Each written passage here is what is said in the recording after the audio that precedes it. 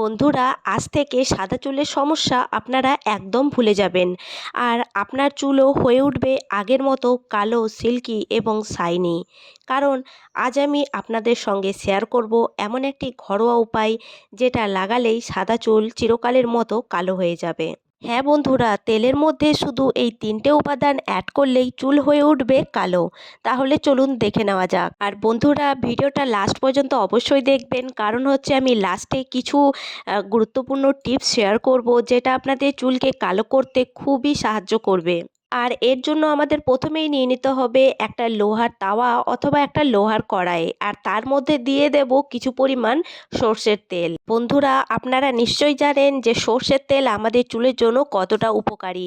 সর্ষের তেল চুলের গোড়া মজবুত করে, স্ক্যাল্পে রক্ত সঞ্চালন বাড়ায়, চুল পড়া কমাতে সাহায্য করে এবং চুলকে নরম ও উজ্জ্বল করে। সর্ষের তেলটা যখন একটু গরম হয়ে আসবে, তো তার মধ্যে দিয়ে দেব 1 চামচ হলুদ। হলুদে অ্যান্টিব্যাকটেরিয়াল এবং অ্যান্টিফাঙ্গাল গুণ আছে, যা খুশকি এবং স্ক্যাল্পের সংক্রমণ কমাতে সাহায্য করে এবং স্ক্যাল্পকে স্বাস্থ্যকর রাখে।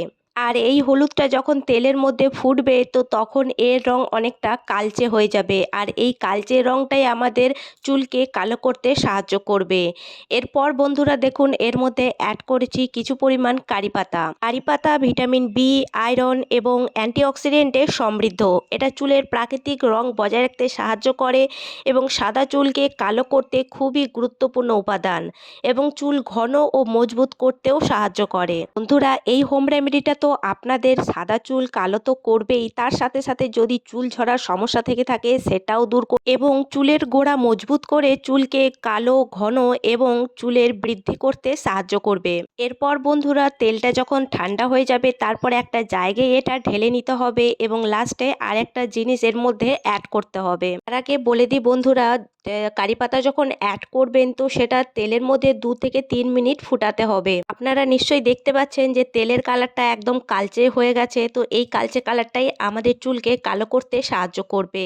এরপর লাস্টে এখানে অ্যাড করতে হবে একটা vitamin E capsule. Vitamin E চুলে পুষ্টি যোগায়, চুলের শুষ্কতা কমিয়ে সিল্কি ও শাইনি করে, চুল ভাঙা এবং ডগা ফাটা কমাতে সাহায্য করে, আর স্ক্যাল্পে অ্যান্টিঅক্সিডেন্ট সুরক্ষা দেয়। এরপর ভিটামিন ই ক্যাপসুলটা খুব ভালোভাবে তেলের মধ্যে মিশিয়ে নিতে হবে। আর এটা লাগানোর জন্য বলে দিচ্ছি এটা কিভাবে লাগানো যায়। আপনারা এটা স্নানের ঠিক 1 ঘন্টার আগে লাগিয়ে এটা রেখে দেবেন এবং 1 ঘন্টার পরে যে কোনো শ্যাম্পু দিয়ে চুলটা ওয়াশ করে নেবেন। এটা যদি আপনারা সপ্তাহে 2 বার ব্যবহার করেন, তাহলেই দেখবেন যে আপনাদের চুল ধীরে ধীরে কালো হয়ে যাচ্ছে। আর যদি লাগাতার 1 মাস ব্যবহার করেন, তাহলে দেখবেন চুল আগের তুলনায় অনেক বেশি কালো হয়ে গেছে, মজবুত হয়ে গেছে, আর সিল্কি এবং শাইনি হয়ে গেছে। হোম রেমেডিটা ব্যবহার করার টাইম কিছু কথা মাথায় রাখবেন, যেমন হচ্ছে তেল লাগানোর আগে চুল ও স্ক্যাল্প পরিষ্কার রাখবেন। সপ্তাহে 2 থেকে 3 বার এটা নিয়মিত ব্যবহার করবেন। তেল লাগানোর পর হালকা হাতে 5 মিনিট মাসাজ করবেন, এতে তেল ভালোভাবে গোড়ায় পৌঁছাবে। খুব বেশি কেমিক্যালযুক্ত শ্যাম্পু ইউজ করবেন না, কারণ কেমিক্যালের জন্যও কিন্তু অনেক সময় চুল সাদা হয়ে যায়। তাহলে বন্ধুরা, অবশ্যই এই হোম রেমেডিটা ব্যবহার করবেন, আশা করি খুব ভালো ফল পাবেন। আর অবশ্যই আমাকে কমেন্টে জানাবেন কেমন লেগেছে। আর বন্ধুরা, ভিডিওটা যদি ভালো লেগে থাকে, তো অবশ্যই ভিডিওতে একটা লাইক করবেন, বন্ধু পরিবারের সাথে শেয়ার করবেন, আর চ্যানেলটি সাবস্ক্রাইব করতে একদমই ভুলবেন না। তো দেখা হচ্ছে নেক্সট ভিডিওতে।